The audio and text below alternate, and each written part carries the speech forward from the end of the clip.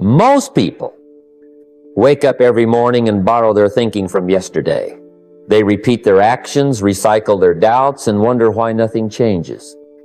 Let me give you a philosophy worth writing down. Success is not something you do once, it's something you do daily. The wealthy, they don't wait for opportunity. They condition themselves for it. They don't get lucky. They get consistent.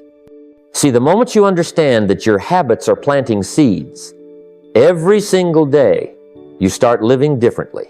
Most are planting weeds of distraction and procrastination. A few, very few, are planting discipline, clarity, and control. And guess what? The harvest doesn't lie. If someone's broke, confused, and tired, it's not their job, it's not the government, it's not the economy, it's their rituals, their repeated patterns. Because here's a secret most won't tell you. You can't create wealth with the habits of the poor. You can't build an empire with the energy of a drifter. Discipline is expensive, but regret? That's bankruptcy of the soul. Now let me ask you, who are you becoming by what you do daily? Not what you post, not what you wish, but what you do when no one's watching. That's your real resume. Your bank account, your confidence, your health, they're all mirrors reflecting your rituals. The wealthy didn't stumble into success. They built it habit by habit when it was still dark, quiet, and inconvenient. And that's what tonight is about. Not hype, not tricks, transformation through routine, through rhythm, through a new standard. Because the moment your habits change, your story changes. So if you're ready not just to dream bigger, but to become better, then stay with me. Let me show you how the wealthy think, how they plan, how they move, and how you can build a life that makes wealth chase you, not the other way around. You see, you can't attract wealth while meditating on lack. You can't walk into opportunity thinking you're unworthy or unprepared. And you certainly can't build anything of value if your first thought in the morning is about how tired or behind you are. That's a signal you're letting the world run you instead of you running your world. Rich minds stay close to their targets. They read their financial goals each day, net worth targets, income plans, and investment milestones. Clarity breeds direction. Direction attracts results. Start with clarity. What are your goals? Not vague, wishes clear numbers, clear intentions. This is how much I want to earn, by when. This is the skill I'm developing. This is the person I'm becoming. Speak it, write it, reflect on it. The world makes room for people who know where they're going, and that begins at sunrise. Affirm who you are, not just what you want. Remind yourself, I am a person of discipline. I am focused. I am capable of creating wealth because I make wise decisions. These aren't empty affirmations. They are mental anchors that hold your direction steady when the winds of life try to sway you. I've sat across from both millionaires and men in debt. The difference isn't always talent. It's rarely luck. It's often in how they begin their day. One starts reactive, the other starts intentional. So I'll say this, don't leave your wealth to chance. Begin every day like it's a down payment on your future, because it is. One of the greatest lessons I ever learned on the road to wealth had nothing to do with money and everything to do with discipline. If you can do one difficult thing each day, not for show, not for the crowd, but for yourself, you begin to build an invisible strength that compounds faster than interest in any bank account. You see, wealth doesn't show up in the wallet until it shows up in the character. And character is formed, shaped, and forged in the fires of daily discipline. There was a time when I didn't want to get up early. I wasn't excited to make calls that might lead to rejection. I didn't enjoy budgeting, but I made a deal with myself, a contract of discipline. I said, just do one hard thing today. Some days that meant skipping the latte and investing the money instead. Other days it was speaking up in a room full of people when I felt small. Whatever it was, I did it. And I'll tell you, those small, seemingly insignificant victories were training me for the real battles of success. Most people wait until life forces them to be strong. But the wealthy don't wait. They practice strength before it's demanded. They make that tough phone call, they turn off the distraction, they show up when no one's watching. They do the hard thing now so they're prepared for the great thing later. There's a principle, hair discipline in the small creates mastery in the big. If you can skip the extra dessert, you can skip the bad investment. If you can finish your workout, you can finish your project. If you can resist the impulse buy, you can resist chasing trends. The same muscle that says no to the couch says yes to the opportunity. It's the same mind, the same character. Every time you do something hard, your identity changes. You start seeing yourself not as someone who tries, but someone who follows through. That's powerful. Because when you believe you're the kind of person who can be consistent, you'll start setting bigger goals, and you'll hit them not with force, but with flow, with rhythm, with the kind of internal discipline that money can't buy, but that wealth can't exist without. So every day, find one hard thing, and don't avoid it, do it. That small battle might just be the seed of your future fortune. One of the great temptations in life is to upgrade your lifestyle just because you can, to stretch your budget to match your income or worse, to exceed it in the name of looking successful.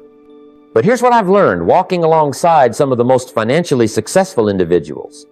The ones who win long term are the ones who live below their means even when they don't have to. Not because they're cheap, not because they fear spending, but because they value control more than consumption. Let me take you back to a season in my life when money first started flowing in.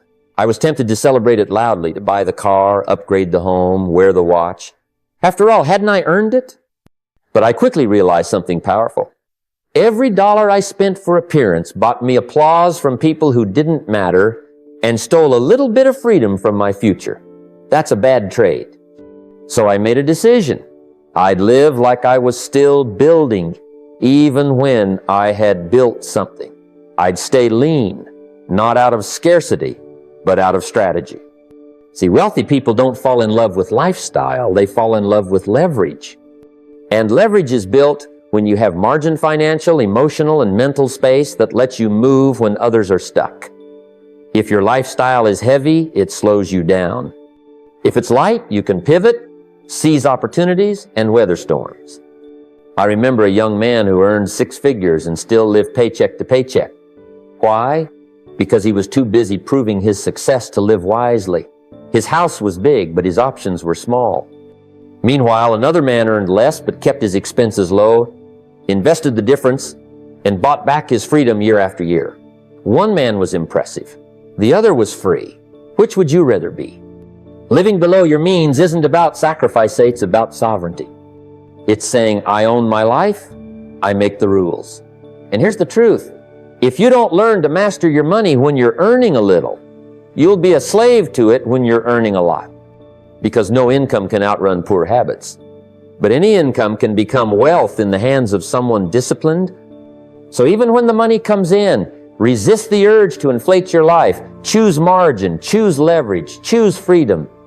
Because when others are trapped by what they've bought, you'll be positioned to buy what matters.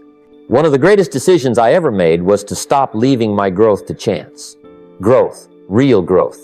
The kind that changes your future, your income, and your influence. That doesn't happen automatically. It happens intentionally. The wealthy understand this. They don't wait to stumble into wisdom or improvement. They pursue it. Every single day they follow a personal growth plan, not once in a while. Not when it's convenient, daily, consistently, predictably. That's what separates the average from the exceptional. Early in my journey, I met a man who asked me a question that changed my life. He said, "What's your plan for growing this year?" I was speechless. I had goals, sure. I had ambition, but I didn't have a plan. A goal without a plan is just a wish. From that day on, I stopped hoping and started scheduling. I blocked out time every morning for reading.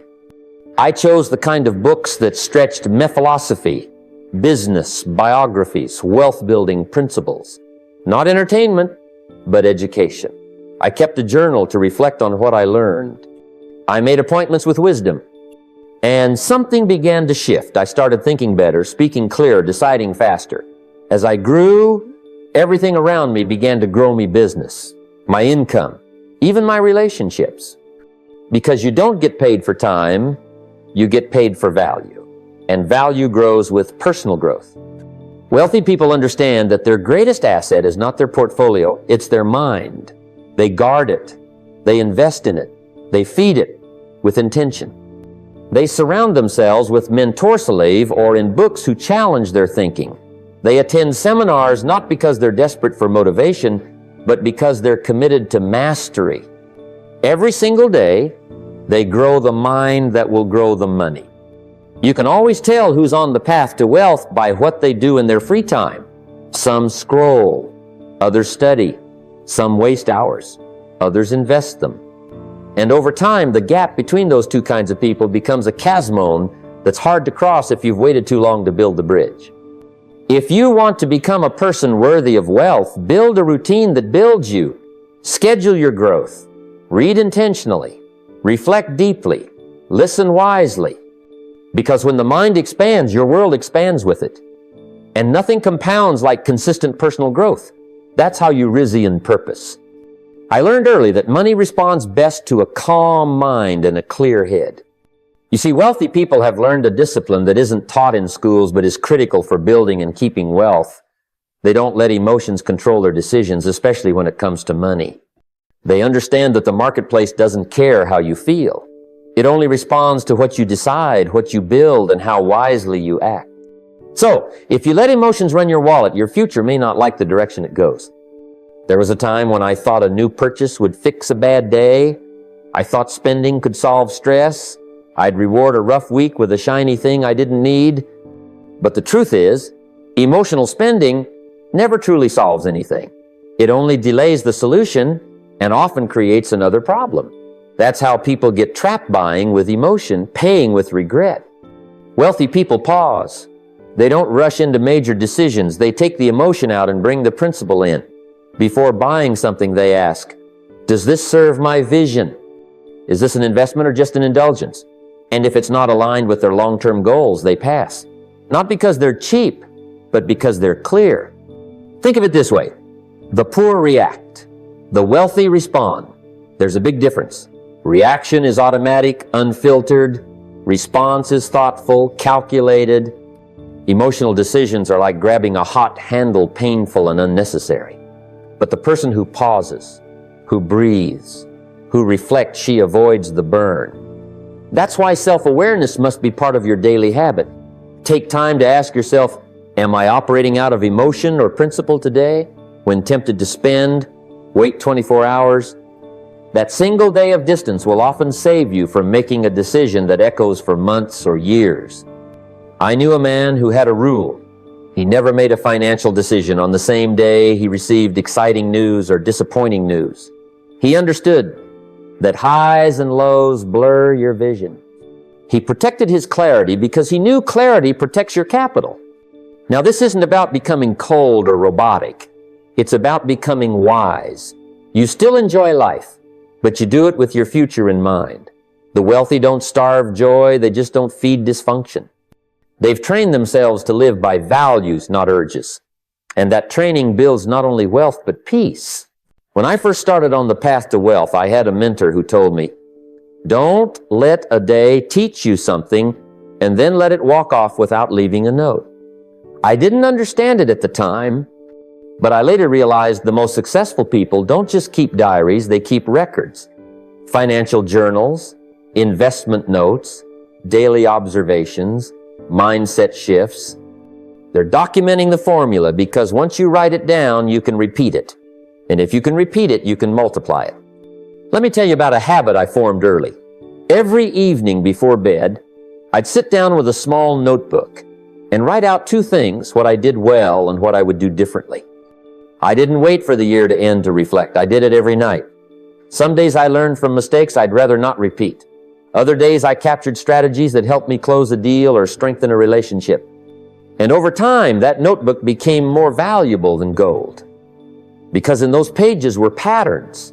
And wealth is built by finding your patterns, then refining them. The average person repeats the same mistakes because they never stop long enough to extract the lesson. They think failure is final when really it was just a class they didn't take notes on. But the wealthy, they treat every mistake as a teacher. They don't get bitter, they get better. Because they don't just feel, they think. they write, they evaluate. Now I know it sounds simple, maybe even a little too simple, but I promise you, this one habit will compound your wisdom just like interest compounds your wealth. Start a journal. Call it whatever you want, success notes, wealth tracker, daily review. But make it yours, make it daily.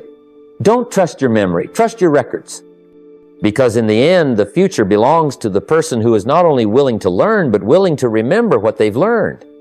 Wealth begins with awareness, plain and simple. Not awareness of the stock market, not awareness of trends or speculation, but awareness of where your money is going every single day. The wealthy don't allow their dollars to wander off like unsupervised children.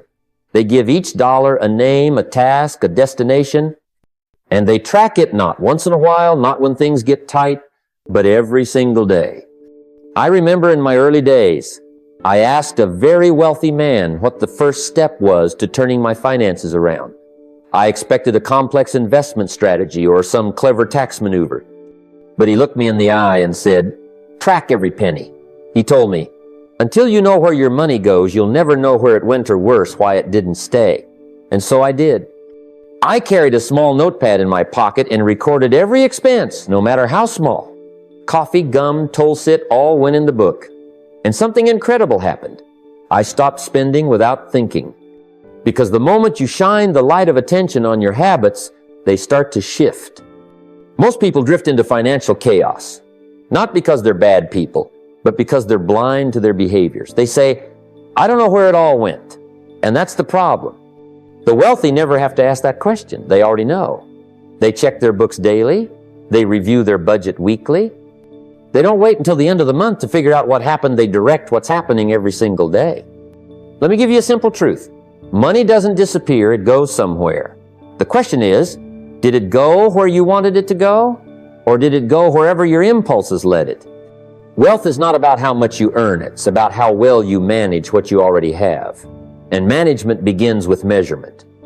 This habit may not seem flashy, it may not feel exciting, but it is the foundation of financial freedom. Because once you start tracking every dollar, you'll naturally begin to make better decisions. You'll see patterns, you'll catch waste, and you'll redirect that waste toward wealth. You'll go from reactive to proactive. So starting today, commit to this. Don't let your money live in the dark. Bring it into the light, every dollar, every day. Because you cannot master what you do not monitor.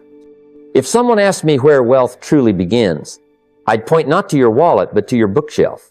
Long before riches arrive in your bank account, they must first accumulate in your mind.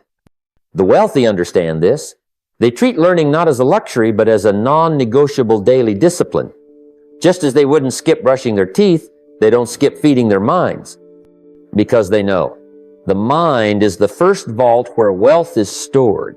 I remember when I was young and broke, truly broke, the kind where you ration your lunch and skip dinner, and someone handed me a book. I didn't think it would help, to be honest. I was hungry for cash, not concepts. But that book planted a seed that changed my direction. It didn't put dollars in my hand right away, but it started shifting the way I thought. It gave me questions to ask. It gave me better answers to pursue. And that led me to better habits, which led to better income. But it all started with one idea from one book. Most people are waiting for life to get better. The wealthy, they read until they get better. 30 minutes a day, that's all it takes. And not the kind of reading where your mind wanders or your phone buzzes. I'm talking about focused, intentional, solitary reading. Biographies of successful people, investment principles, business models, sales techniques, human psychology. These aren't just books, they're blueprints. And every day you read a few pages, you reinforce a mindset of improvement. You reinforce the identity of someone who is becoming more valuable in the marketplace. The truth is, the marketplace doesn't reward effort. It rewards value. And the fastest way to increase your value is to increase what you know. The more you learn, the more you understand. The more you understand, the better decisions you make. And better decisions compound into greater wealth. But let me add something deeper. When you read, you also change your inner circle. Some of the best mentors you'll ever meet are waiting on the pages of a book.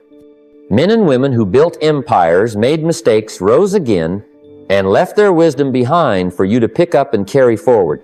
Don't ignore them. Learn from them. So make it a rule. Every day, no matter what, learn something that adds value to your mind. Because when your mind becomes rich, your life will follow. If I could sit across the table from you, look you in the eye, and give you just one rule for building wealth that works in any age, any economy, and any income level, it would be this: pay yourself first. It's a philosophy, a discipline, and a declaration of who you are becoming. The wealthy don't wait until there's money left over.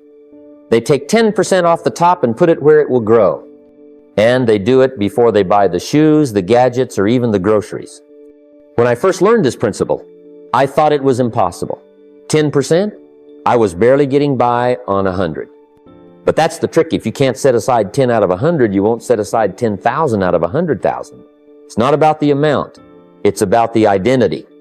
You become someone who values your future more than your impulse.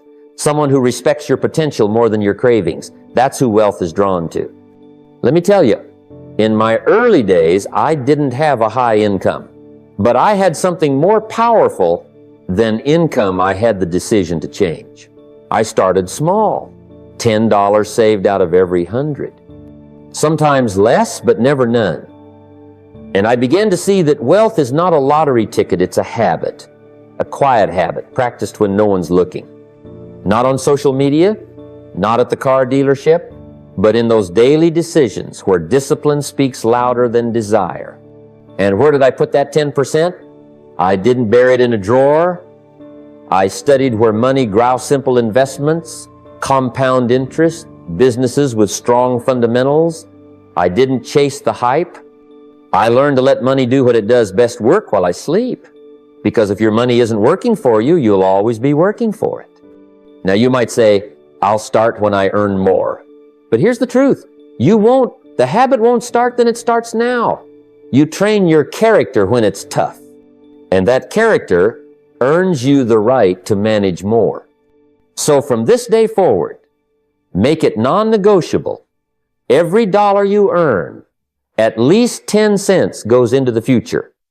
Do it automatically, do it consistently, and do it without fail. Not because you have Tobit, because you're becoming the kind of person who honors their vision more than their vanity. Because wealth doesn't show up from a wish it. Grows from what you do when no one's watching. I remember sitting alone one evening, staring at a sheet of paper where I'd written down everything I wanted my life to become. Not just the money, but the meaning. Not just the success, but the significance.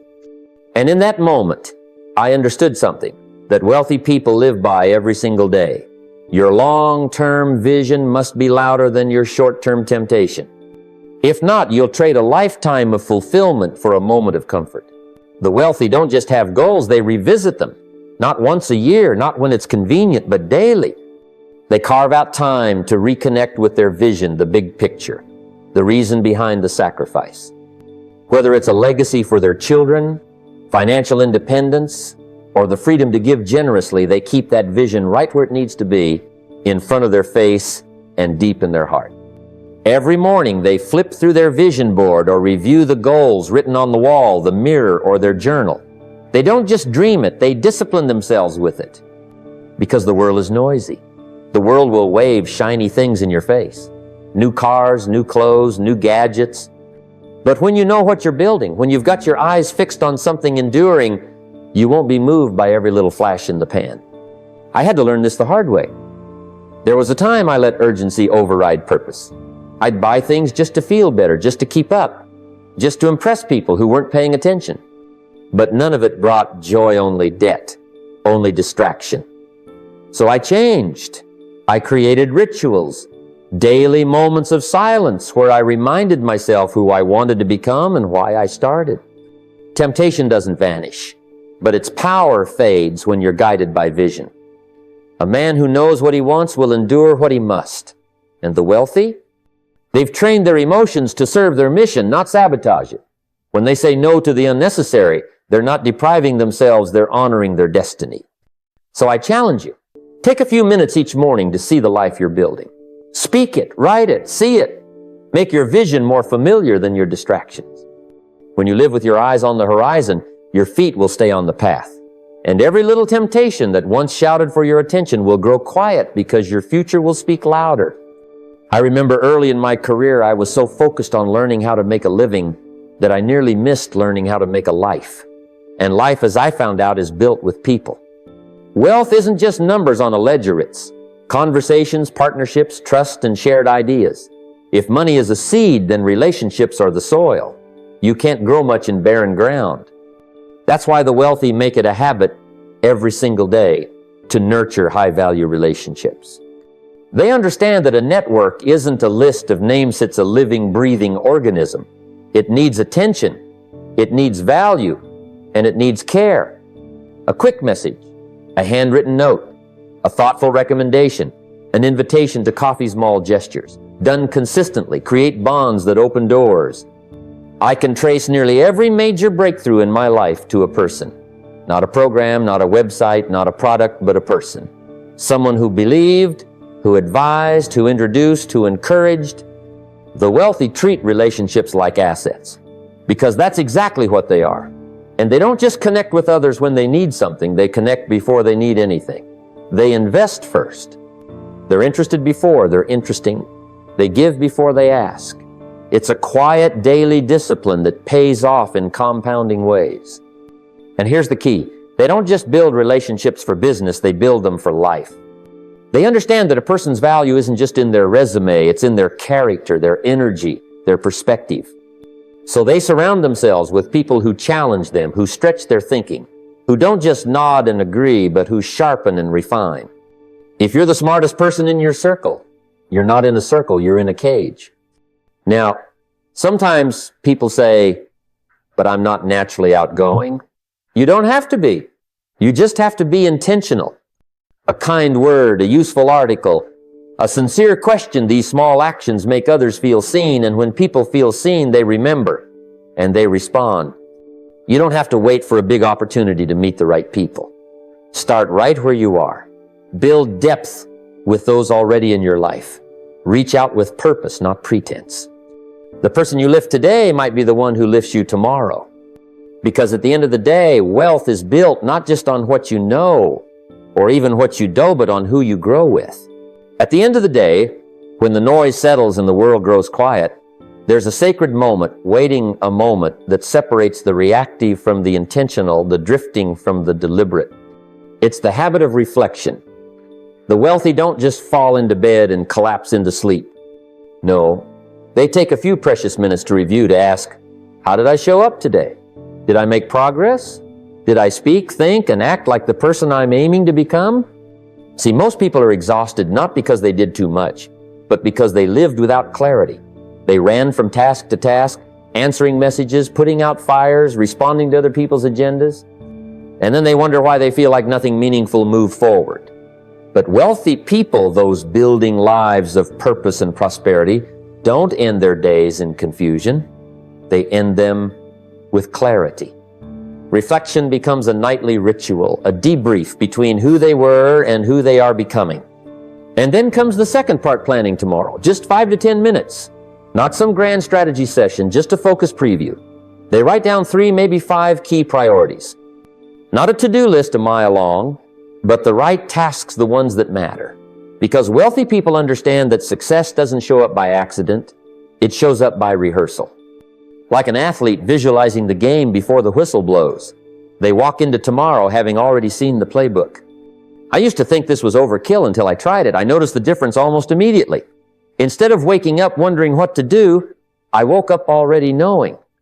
Instead of starting my day with decisions, I started with action. That alone gave me hours back. And here's the secret most never realized. Success isn't about doing more. It's about doing the right things at the right time with the right energy. That clarity is a byproduct of reflection and planning. And there's something deeper too. When you reflect at night, you reinforce your values. You reconnect with your goals. You build self-awareness, and self-awareness is the foundation of all growth. When you plan your next day, you're not just writing tasks. You're giving your time direction. You're training your mind to lead instead of follow. One of the greatest forms of respect you can show for your future is to review your day, take its lessons, and shape tomorrow before it arrives.